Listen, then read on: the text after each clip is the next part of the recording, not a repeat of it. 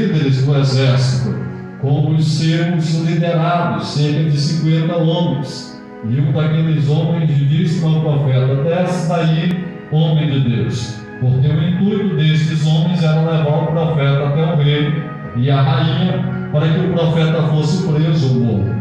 Mas o profeta disse: se eu sou homem de Deus, desça fogo do céu e os consuma agora. E isso se repetiu por 2 vezes. O segundo grupo foi até o profeta, que estava ainda em cima do monte, e fez o mesmo pedido: o homem de Deus, desce do monte. E ele disse: se eu sou o homem de Deus, o que vai descer é fogo sobre vocês. E pela segunda vez isto aconteceu.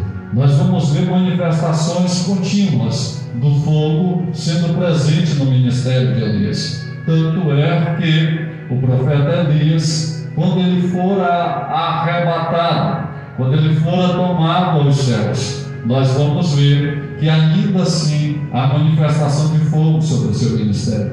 A Bíblia diz que desceu uma carruagem de fogo do céu, e esta carruagem separou ele do seu discípulo Eliseu.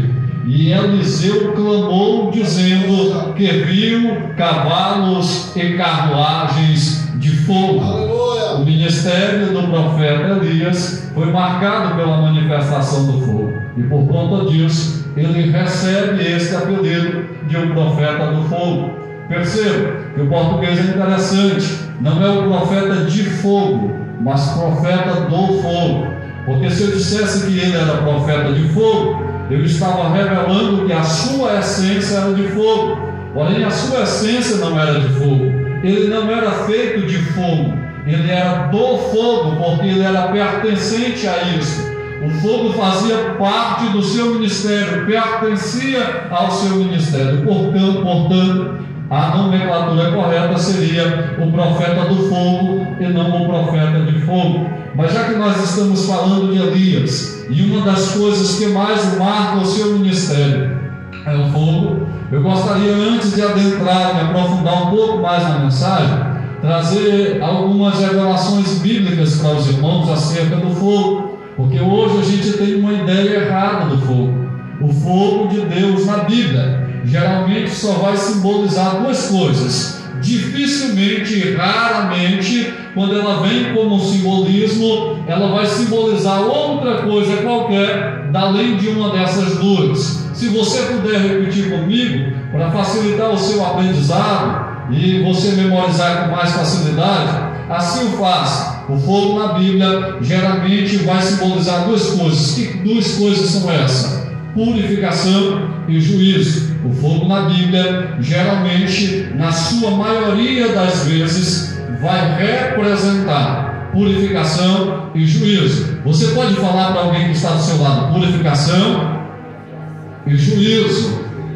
Agora, mais uma vez, para você mesmo, só para você não esquecer: purificação e juízo. A Bíblia vai nos mostrar várias manifestações de fogo, mas todas as vezes que o fogo vai se manifestar, na sua maioria, quando é de uma forma simbólica, é para apontar para um desses 2 caminhos, ou para o caminho da purificação, ou para o caminho de juízo. A Bíblia vai nos declarar no livro de Malaquias que o dia do Senhor vem ardendo como fogo. Aquele fogo não é para outra coisa a não ser para trazer o juízo sobre as nações que aqui estiverem. O fogo do Senhor, por várias vezes, principalmente nos livros dos profetas menores, quando simboliza as revelações acerca dos últimos dias, apresenta fogo de Deus vindo como juízo sobre o mundo e aqueles que aqui estiverem.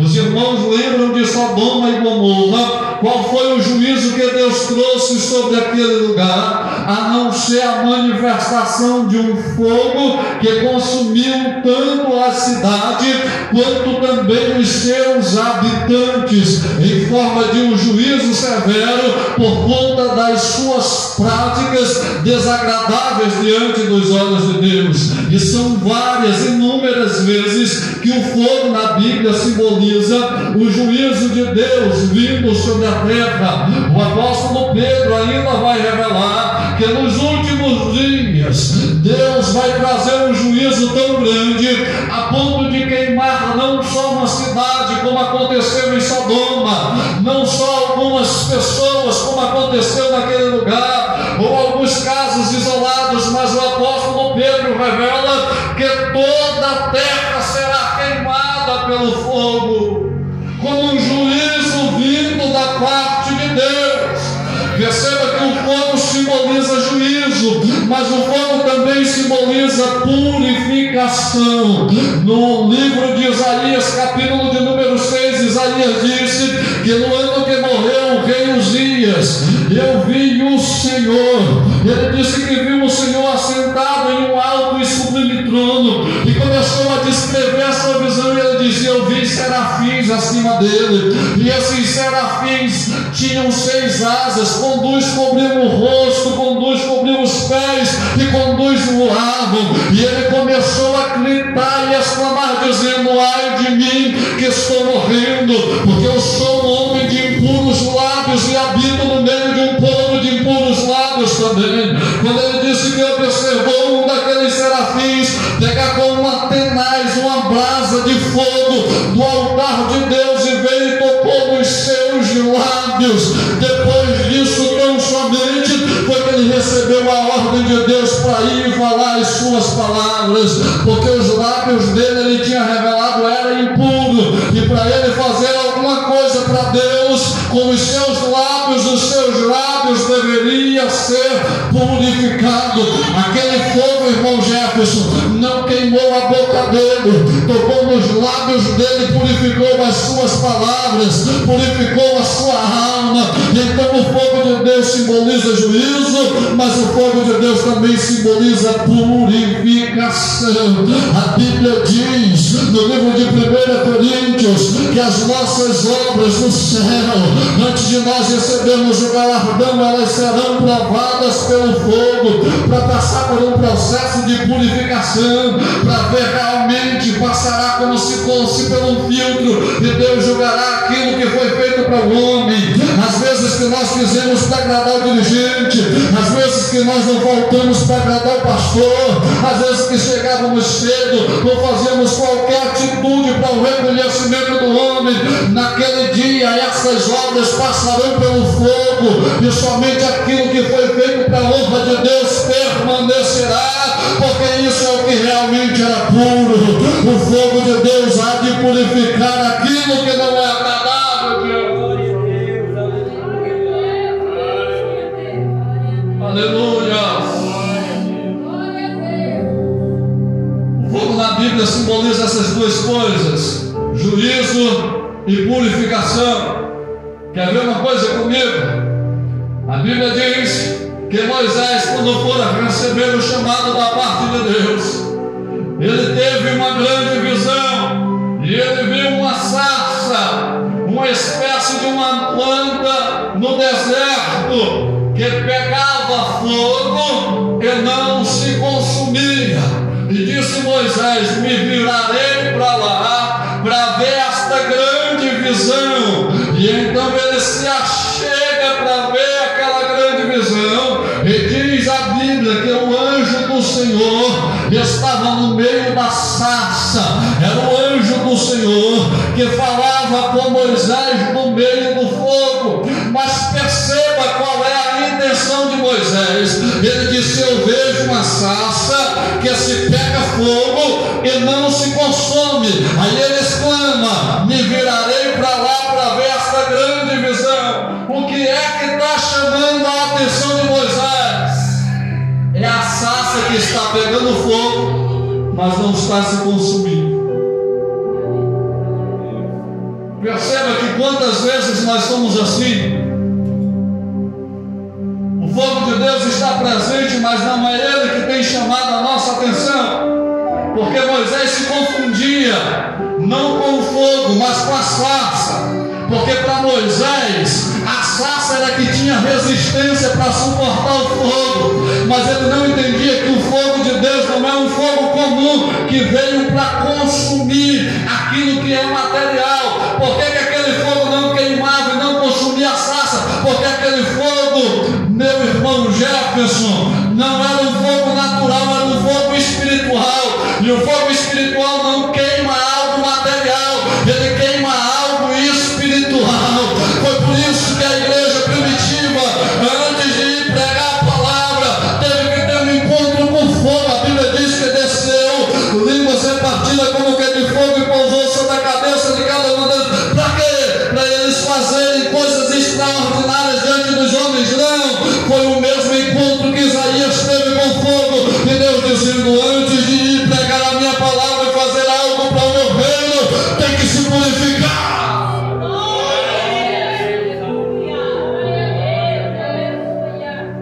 Mas olhe para cá, a sarça é algo visível, a sarça é algo material, a sarça é algo palpável.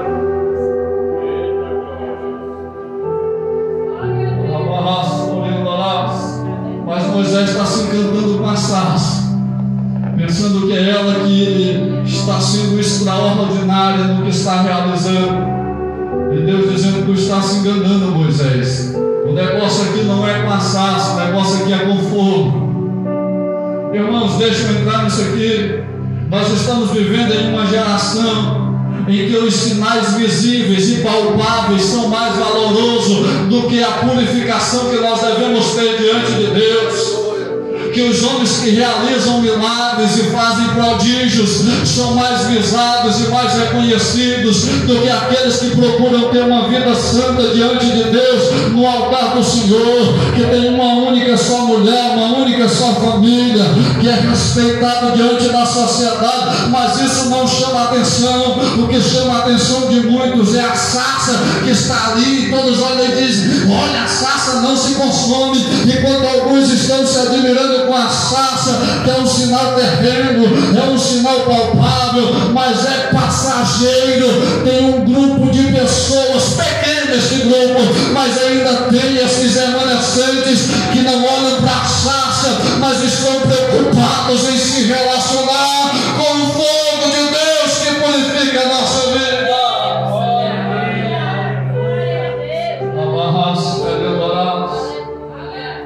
Vou trazer isso mais um pouco para dentro do nosso meio pentecostal. Dom é uma bênção, irmãos. Eu tenho o dom da parte de Deus. Eu falo línguas estranhas, eu pulo, eu profetizo. Deus já me usou para curar, mas isso tudo é sarça. O fogo é o fruto do Espírito Santo, que não é visto por muitos, mas é isso que purifica a vida do crente e vai garantir a salvação dele, vai levar ele para o céu de glória. Tem muita gente se encabulando com a sarça, se enganando com os dons, mas diz o Senhor Jesus que naquele dia muitos dos que tinham dons chegarão lá e dirão: mas eu expulsei demônios no teu nome, eu curei enfermos no teu nome. Ele vai dizer: apartai-vos de mim, porque eu não vos conheço. Vocês são sarça, e quem está se admirando com a sarça perde a verdadeira intenção de se relacionar com o fogo. O fogo de Deus não é para chamar atenção, o fogo de Deus é para purificar a nossa vida. Eu posso ser cheio de Deus, falar em línguas estranhas, profetizar e fazer tudo mais, mas se eu não for purificado por Deus, de nada adianta.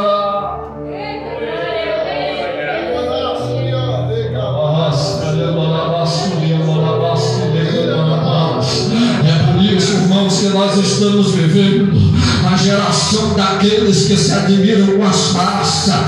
Quantos de nós temos procurado o fruto do Espírito Santo? Quantos de nós temos pedido em oração: meu Deus, me dá longanimidade, meu Deus, me dá temperança? Quantos de de vocês já fizeram o propósito de uma semana, oração das 12 horas, pedindo para Deus domínio próprio. São poucos de nós que pedimos, mas quantas vezes nós fazemos o impossível para adquirir de Deus dons. Eu não estou dizendo que dom é ruim, eu só estou dizendo que dom é sarça, mas Deus quer para nós não nos agarrarmos com a sarça, mas saber que o fogo de Deus é o que é mais importante para nós.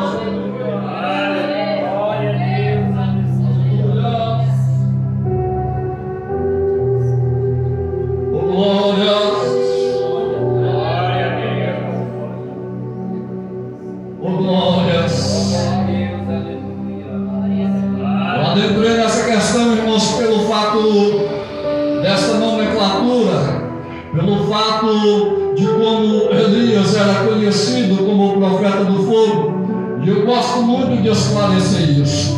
Eu sou de uma igreja pentecostal, talvez na minha congregação eu sou o crente que ainda ora no monte, eu sou o crente que ainda faz propósito pelas madrugadas. Tem uns lá também, mas nós contamos no dedo de uma mão. Eu estou falando isso aqui não para me gloriar, mas para dizer que eu não sou contra nada disso. Só que isso não é o mais importante na nossa vida.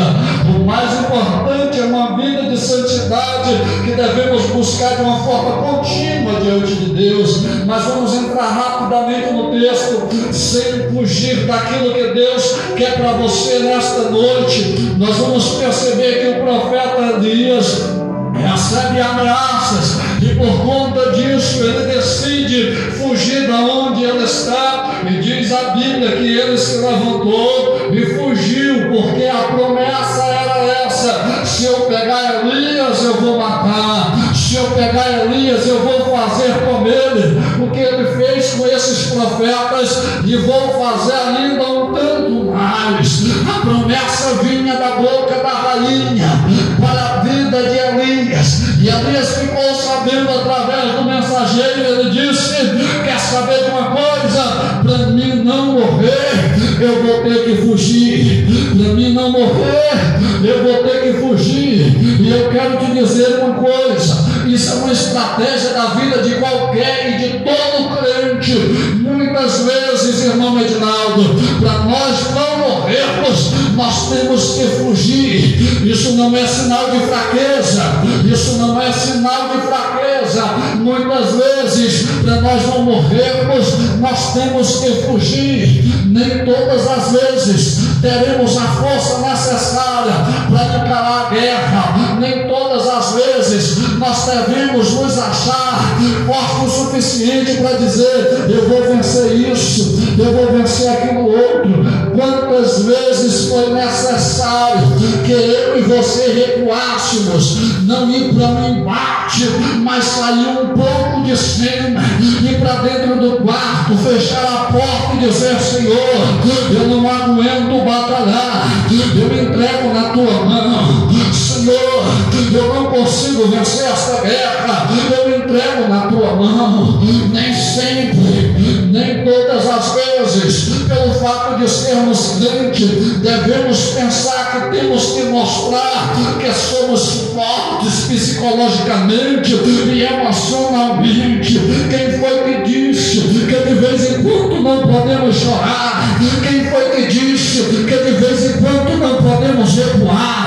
O importante é nós não desistirmos da batalha. Se recuarmos um passo, 2 passos, para pegar impulso e para depois vir com mais força.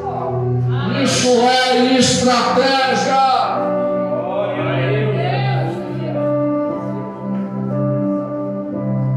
Irmãos, isso aqui é um segredo para crente que se acha fraco. E Deus diz: o meu poder se aperfeiçoa na força do crente. É no quê? É na fraqueza. Você não tem que se mostrar super-homem toda vez. Você não tem que mostrar que é Mulher Maravilha todo o tempo. Não importa se você tiver que demonstrar fraqueza, recue um pouco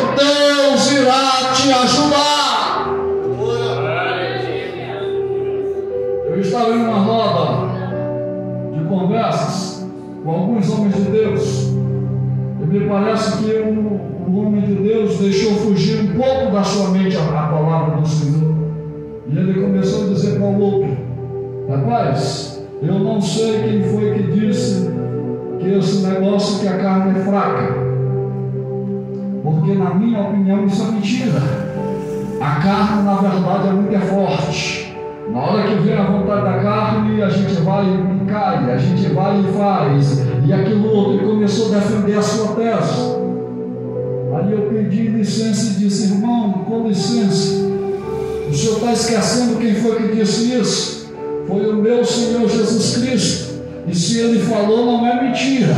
Ele disse: vigiai e orai para não entrar em tentação, porque na verdade o espírito está pronto, mas a carne é fraca. Às vezes nós temos que recuar, não é porque a carne é forte, é porque a carne é fraca. Se nós ficarmos em lugar que não é para nós ficarmos, nós vamos perder a guerra, porque a carne é fraca. Se nós ficarmos olhando aquilo que não é para olharmos, nós vamos perder a guerra, porque a carne é fraca. Por que José fugiu das mãos da mulher de Potifar? Se ele fosse forte, ela podia tentar ele do tanto que quisesse, podia rodear ele do tanto que quisesse, mas ele disse: quer saber de uma coisa? Eu vou correr. E a Bíblia diz que ela já ficou com as suas vestes na mão. Irmão, me perdoe, ninguém fala disso aqui, mas eu acho que José estava para cair. Uma opinião minha, exclusiva. Não precisa você pensar como eu, mas mulher nenhuma tem força suficiente de arrancar a roupa de um homem toda sem o consentimento dele. Pode rasgar um pedaço da camisa, pode rasgar um pedaço do outro, mas a Bíblia vai nos dizer que ela ficou com as roupas de José na mão. Mas antes de José cair, ele disse: de maneira nenhuma eu pecaria contra o meu Deus. A roupa tu pode ficar, eu vou correr daqui, porque o crente fraco sabe a hora de recuar. Irmão, não é porque eu sou forte que eu não ando em todo lugar. Não é porque eu sou forte, eu não tenho Facebook, eu não tenho Instagram. E às vezes alguém fica dizendo: rapaz, se tu tivesse Facebook, tu tivesse Instagram, tu era mais conhecido, tu filmava tuas pregações e tu colocava. Eu digo: não é porque eu sou forte, não, é porque lá tem muita coisa. Aí não, tu quer ser muito santo. Eu, não é por causa disso, é porque eu sei da minha fraqueza. O homem é fraco, a mulher é fraca, a carne é fraca. Quem se acha forte o suficiente de ver as coisas que tem lá e permanecer firme, muito bem. Porém eu sei que o recuo também é estratégico. Não deixar de ver algumas coisas, não deixar de entrar em alguns lugares, não deixar de cumprimentar aquela pessoa todas as vezes. Isso é estratégico. Se Elias tivesse batido no peito dizendo: eu sou o profeta do fogo, já botei muitos profetas de outros deuses, Deus já fez prodígio na minha vida, já realizou milagres, eu vou ficar. E se essa mulher vir, do mesmo jeito que o fogo desceu e matou outros, mata ela também. Mas o Elias, por sabedoria divina, disse: eu vou fugir daqui, senão eu vou morrer.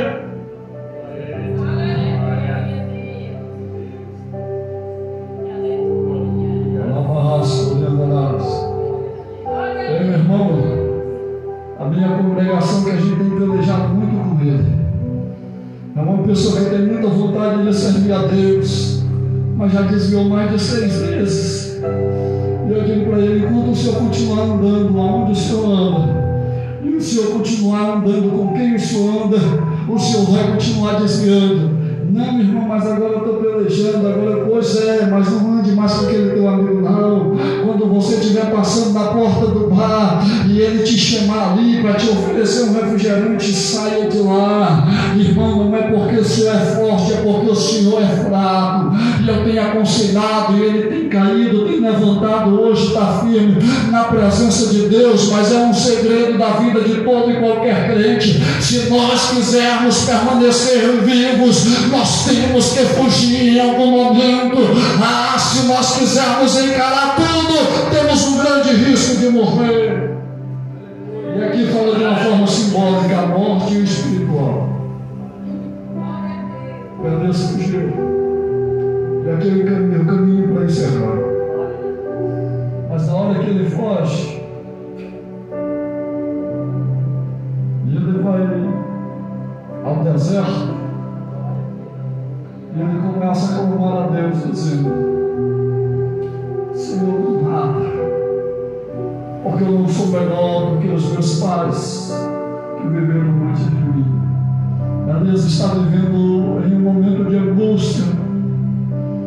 Ele tinha acabado de realizar o maior culto do ministério dele, irmão Valmir. O maior culto do ministério de Elias. A Bíblia diz que tinha uma multidão ao redor dele, em cima do monte.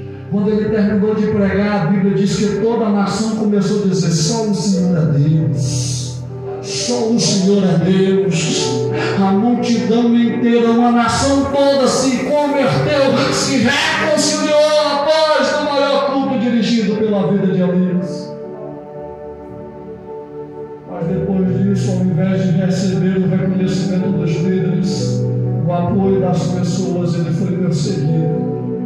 E ele está passando um momento de angústia, e ele foge, sem receber o apoio de ninguém. A Bíblia diz que até o seu fiel discípulo fica em uma determinada região e ele vai sozinho para o deserto, ninguém o acompanha, até mesmo aquelas pessoas que estavam com ele em todo momento. Elias está sozinho em um momento de angústia. Um momento de angústia, o que você faz? Um momento de angústia, o que você faria? Desistiria da fé, entregaria o carro, abandonaria Deus? Sabe o que Elias fez?